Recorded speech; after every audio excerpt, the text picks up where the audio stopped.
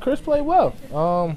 That shows a big sign about our team. You know, when somebody's not playing well, particularly myself, you got people like Chris Humphries to step up and take charge. When it got close in the third quarter there, he was able to, get a few baskets together to kind of make it a little more comfortable. Our second unit played well, man, honestly. And when we have a second unit like that and they're playing like that and the energy is high like that, it's hard to beat us. How do you feel you're looked at around the league now compared to like last season? You will have to ask. I did. You have to ask them, not me. Okay, Rondo's coming back soon. Celtics are in first place. They're not supposed to be in first place. The plan was Rondo's to coming lose back soon. every Celtics game. are in first place. What?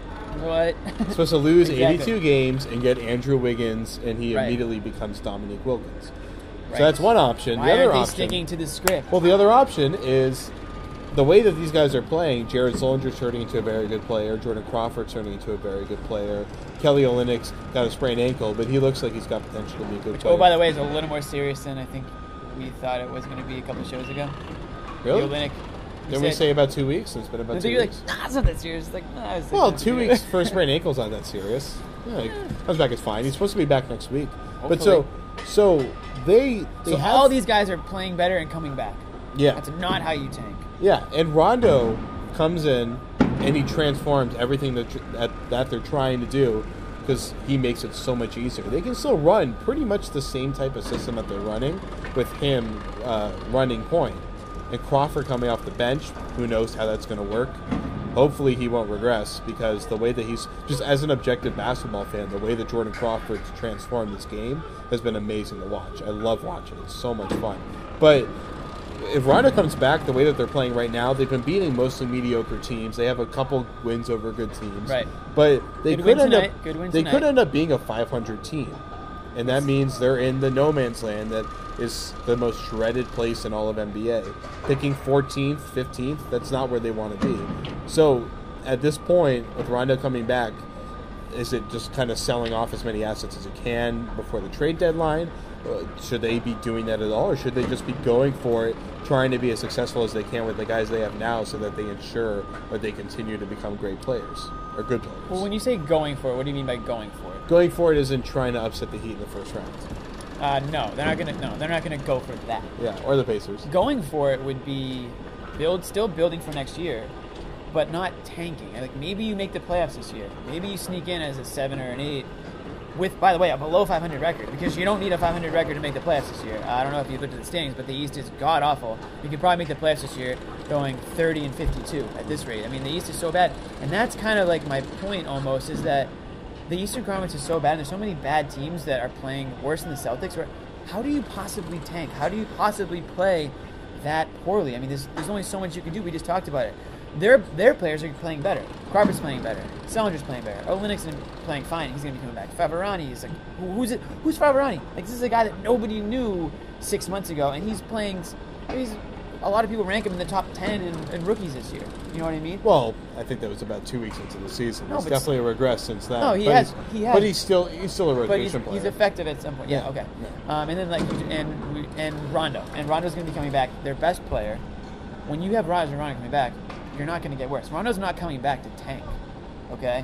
He's not that type of guy. And I'm sure that he's made that perfectly clear to them that when he's out there, he's going balls to the walls. And he expects his teammates to do the same. And they've been doing it without him. So why would that change? The Celtics aren't, and I have been completely wrong about this. I thought the Celtics were going to be very, very bad. And they're still not that great. But they're just better than a lot of other bad teams. Yeah. So, I mean, look at a team like, and Rich Levine wrote a really good column. He writes for CSNA.com. There's other ways to improve your team than by tanking, and he listed the Houston Rockets as one of them. What did they do? They never tanked. They were always consistently mediocre. They didn't make the playoffs a couple years, but they never drafted low.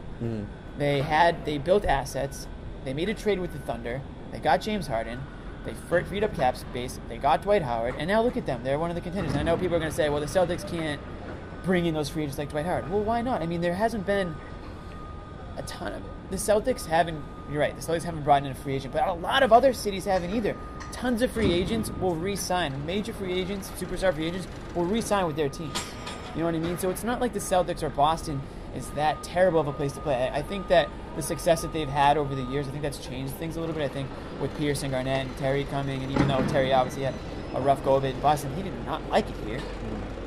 The players that come here like it here, and I think that the perception's changing a little bit. And I just think the Celtics aren't going to win the NBA championship this year, but they're also not going to be a bottom 5 team. They're going to end up, whether they sneak into the playoffs or they just miss it, they're not going to, and they strike gold like, I don't know what the Bulls did with Derrick Rose at the time. Not so much looking back maybe anymore, but you got to get lucky. And by lucky, I mean extremely lucky, because it's just the tanking isn't going to happen. We should just, and I said it at the beginning of the year, I said that should be what the plan is. And and I don't think the players should tank, but Danny Ainge's goal should be like to lose as many games as possible. But I just don't think the team's bad enough in this Eastern Conference to tank and to end up with a top 5 pick. So Jermaine Wiggins, those dudes, not. If only Jermaine Wiggins was in the draft Jermaine this year. Wiggins. If only. Just go. Yeah. You just go. Jermaine. So you're not going to get Jermaine Wiggins. Well, before we wrap this up, one legitimate factor here is the Nets pick next year. Yeah. That could be a high lottery pick based on what we're seeing this year, based on the fact that Lawrence Frank just walked away from that team 20 games into the season. It's a disaster. It's an unmitigated disaster. That got underscored by getting destroyed by the Knicks last night on national television, or Thursday night. I mean, the Nets situation is pretty serious. And isn't that another reason why you don't need to really tank in the way that people think? Because this year, unfortunately, you don't have the Nets pick this year if the Hawks end up with a better record than the Nets, which it's looking like they will. The Hawks don't look terrible. They're one of the few teams, I guess, that don't look god-awful. So the Celtics are going to end up with the Hawks pick, most likely. So you really kind of shoot, you know what I mean? Because the Nets are playing so poorly. But that next season, Garnett's a year older, Pierce is a year older. I mean, who knows if those guys We're looking at 16, yeah. Exactly. 2 years down the road, Williams 2 might be gone. Right. Lopez could be gone. I think his contract might expire that offseason, so he could be gone at that point. And they could be, and I mean, that's a team that's going to fight tooth and nail to not be to be competing, because they know they don't have the draft picks to build off of. Right. I just think the Celtics are clearly rebuilding. They have a few pieces. They would like to trade off a few pieces, but to say that they're going to tank, it's just not going to happen. They're not going to get. They're not going to get a top 5 pick unless they, like I said, they get extremely lucky and get the number 1 pick as the 14, 15, 16, 17. You know what I mean? Something like that. Well, there's been it's not ideal, but that just seems to be at this point where it's going. Okay, well, players never tank. No, absolutely not. We've heard stories throughout history from former players, current players. They're never ever going to try to tank. I don't think players the think. the coaching staff is where it comes from, well, and that comes from the front office. Even above coaches, I think. A lot of time coaches take the. It starts with the front office, but there's lots of coaches. Yeah. There's lots of coaches that will deliberately not instill a positive winning culture. Obviously, that's not happening with Brad Stevens. I mean, no. They're really developing a winning culture. We saw tonight in the locker room. They have really good chemistry. Oh yeah, on the court they and like off each the other. court. Yeah, they like each other. I think whatever Brad Stevens has done, they keep doing it because these guys they believe in themselves. You know what I mean? When nobody else did, literally nobody believed that the Celtics would have.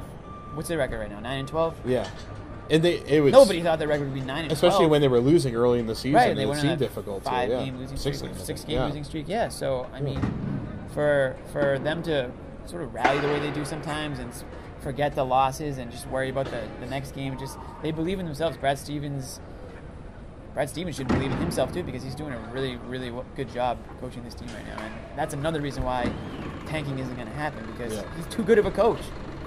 You know what's good about this video is that we do a show every single home game, so this narrative could completely change 5 games from now. Right. Yeah. So check back in 5 videos. We'll take a look back and see how stupid we look, or maybe how genius we look. I think it's going to be genius. Yeah. I mean, you tend to have a genius. I kind of put it all out there. Yeah. So I hope that hope it doesn't backfire. We'll see.